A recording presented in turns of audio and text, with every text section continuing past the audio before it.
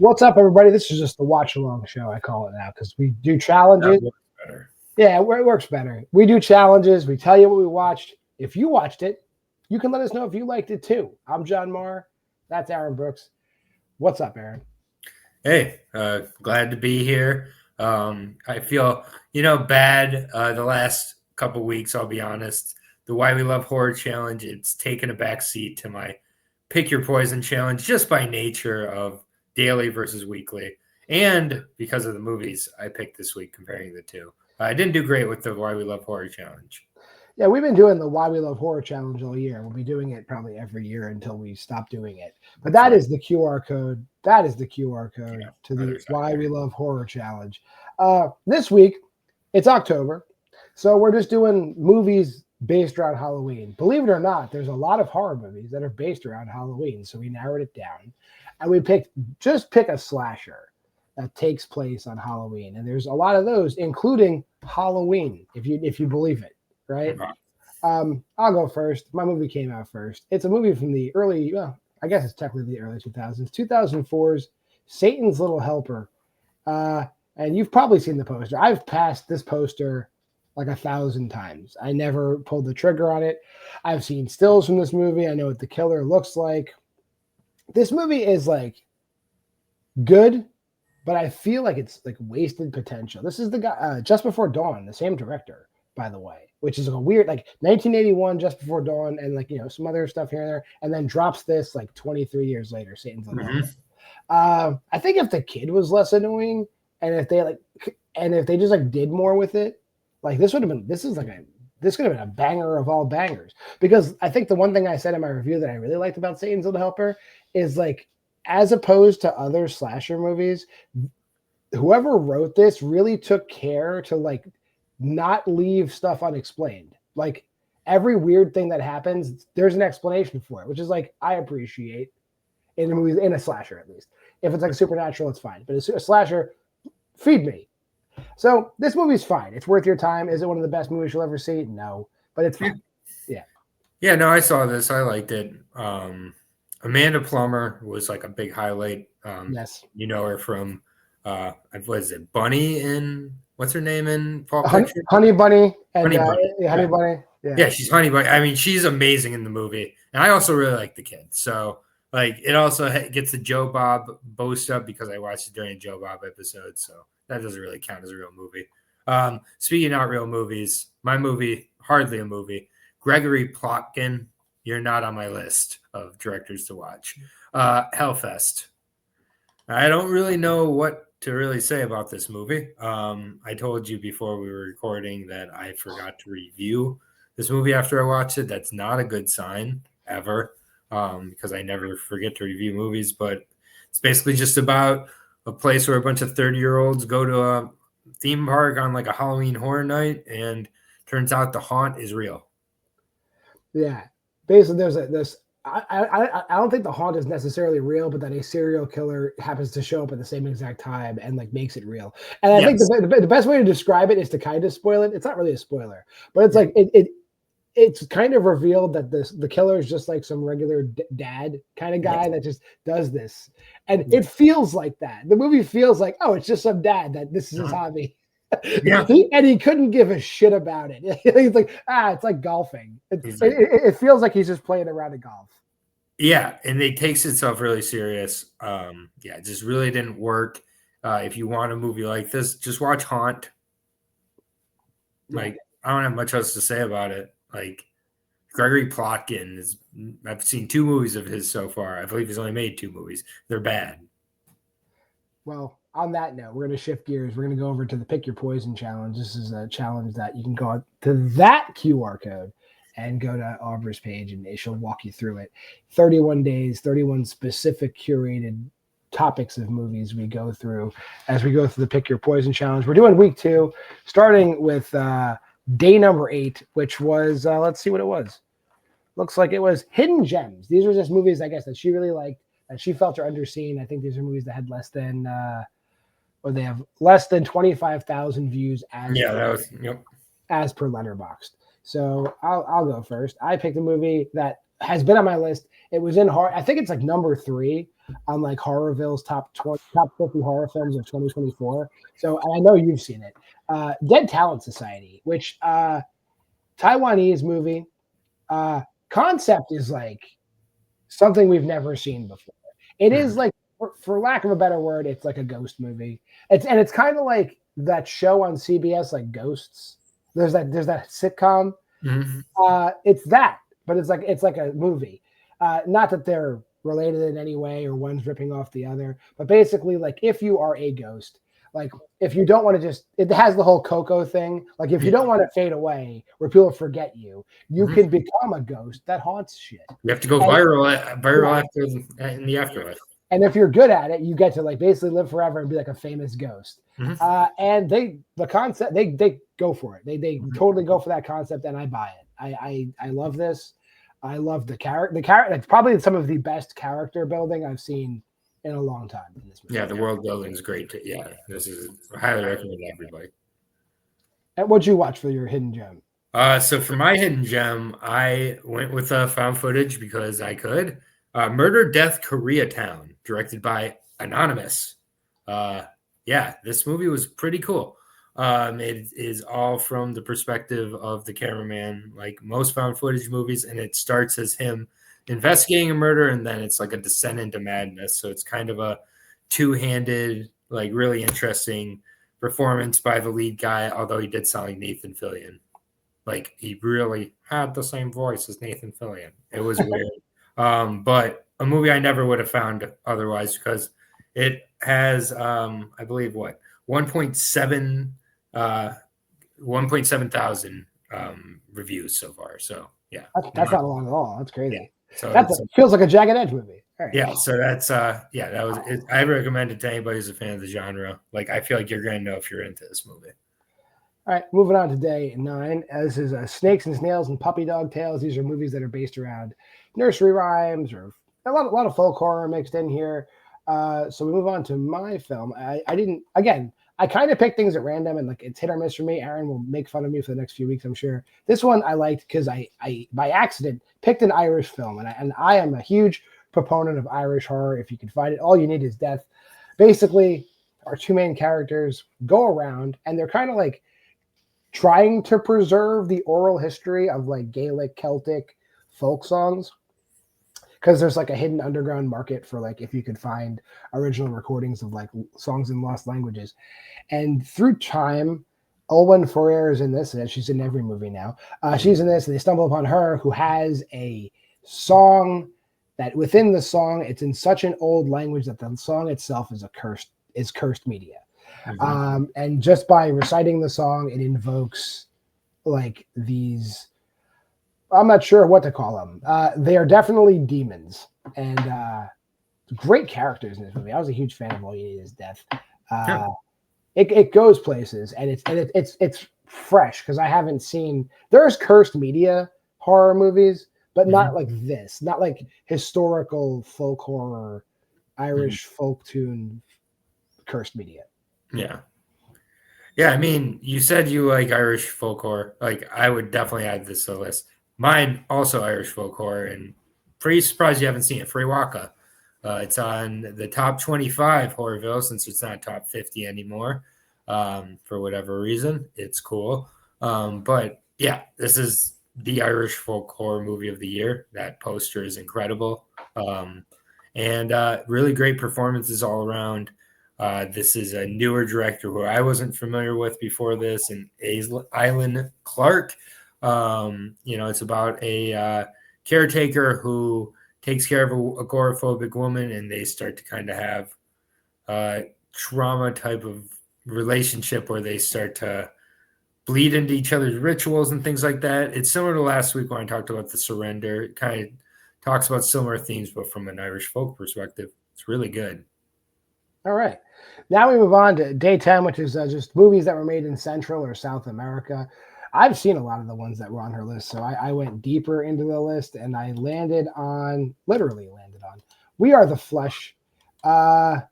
Jesus Christ, just make a porno. Just make a porno. Like it's this movie. Like if you read the Wikipedia, and I put this in my review on Letterboxd, it's like there's non-simulated sex scenes. They are not. There was no intimacy coordinator on set. They are really doing oral sex to each other. They are really doing actual sex to each other. That man really masturbates. These are things.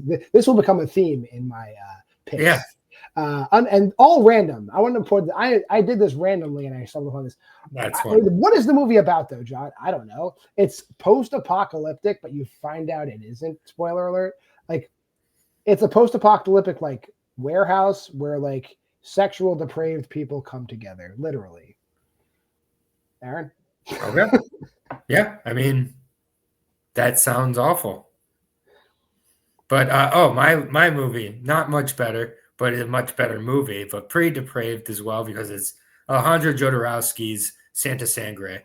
Yes. I had somehow not seen this. I've seen Holy Mountain, El Topo.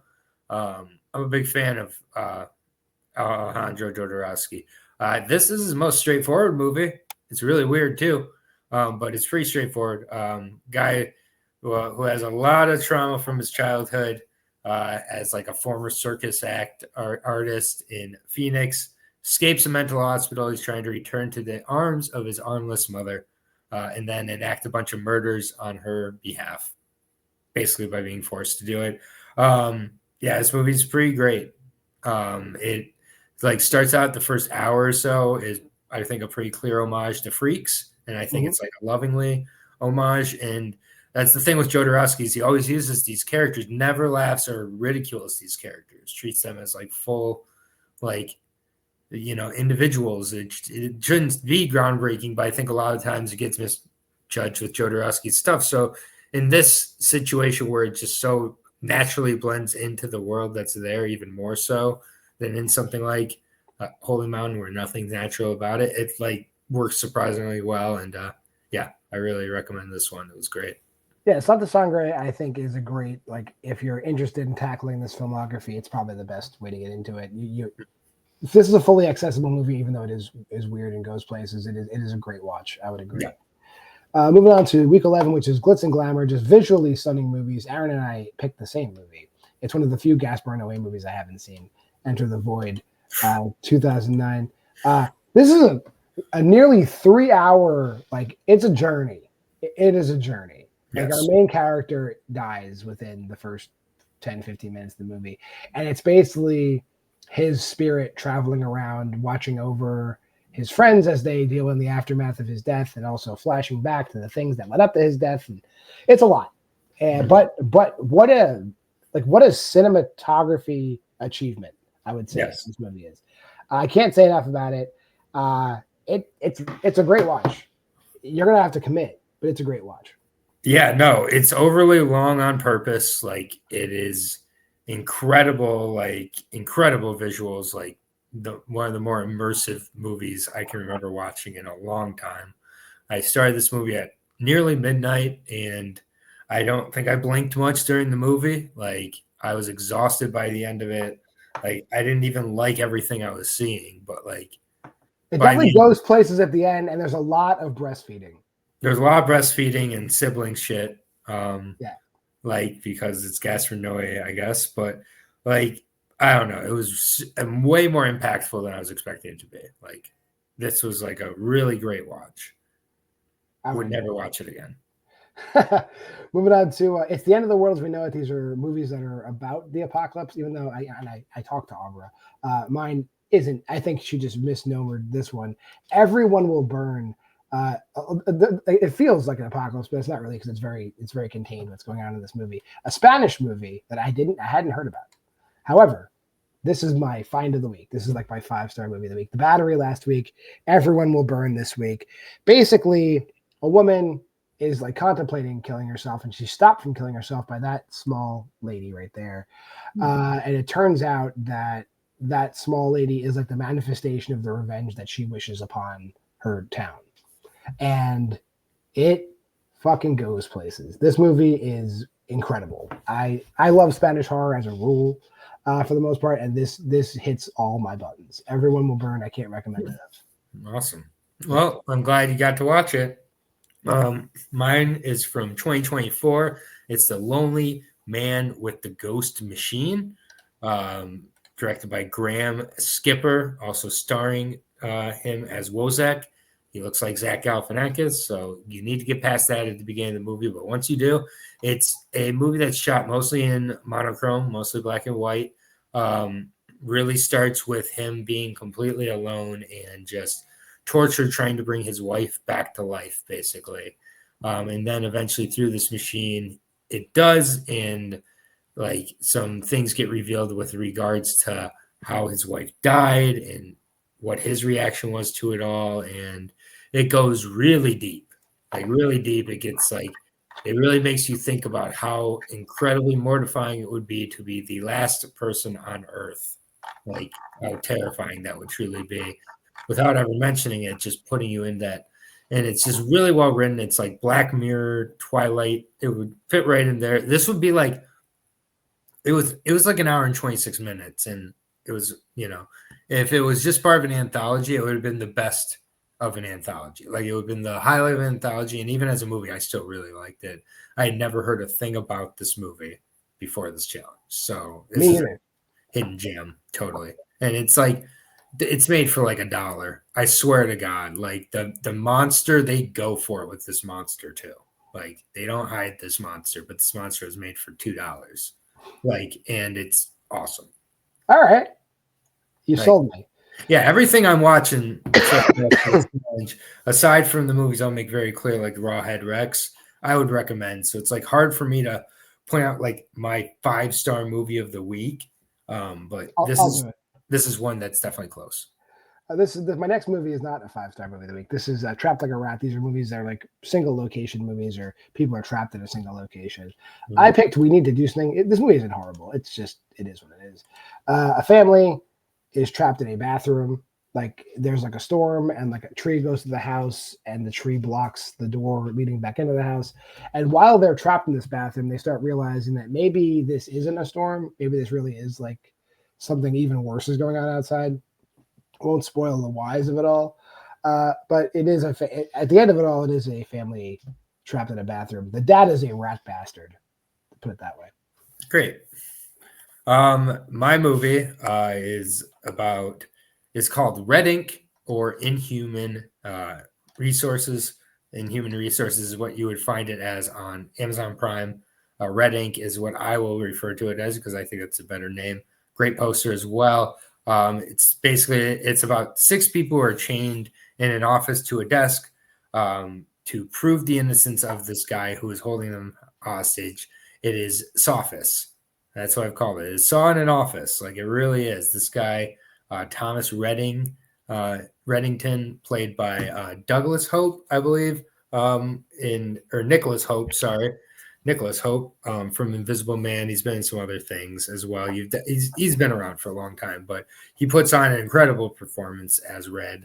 And you just want to watch him the whole time. These 6 office workers, they're all chained together, and like it's like it really leans into it without breaking the fourth wall with the comedy. It leans into the like darkness of the situation and everything. It's like, oh, you get 3 bathroom breaks every day. You get 2, it says everything with it's like you get disciplined if your like accuracy is off or if something, whatever. And he has them like typing up a bunch of bullshit. Like it's just a fun movie. Like there's some twists towards the end I don't think necessarily help the movie, but don't hurt it. But like this is just kind of one that flies under a radar, partially because it has 2 names probably, but Inhuman Resources if you're looking for it on Prime. Fair enough. And then the final day of this week, it's called Family Ties. These are movies about, I guess, family-based horror movies. And this movie I never heard about this movie. I just never got around to seeing it. I watched What Josiah Saw, and I didn't think it was going to be good. This movie is great. Mm-hmm. And I think, like I said in my Letterboxd review, it's like the casting here is like perfect. Like you got Robert Patrick. Everybody knows Robert Patrick, and he's getting older now, but he seems to have a talent for playing like abusive fathers or like abusive father figures or just intense adults. They cast him as that. You got Nick Stahl. He's playing like a washed out degenerate. Like that's spot on. Like every person in this movie is like exactly who they are supposed to be. And did not see the twist coming. Like absolutely didn't see it coming. If they sold it. It's kind of like what Aaron, you love this because this is a slow burn psychological thriller. That's what this Yeah, is. so It is way better than this movie is definitely underseen. Put it that way. sweet. I mean, so I'm sold on it. Last movie on my list, I wouldn't say this one's exactly underseen. I've definitely almost watched it quite a few times, and now I wonder why I didn't. The Eyes of My Mother.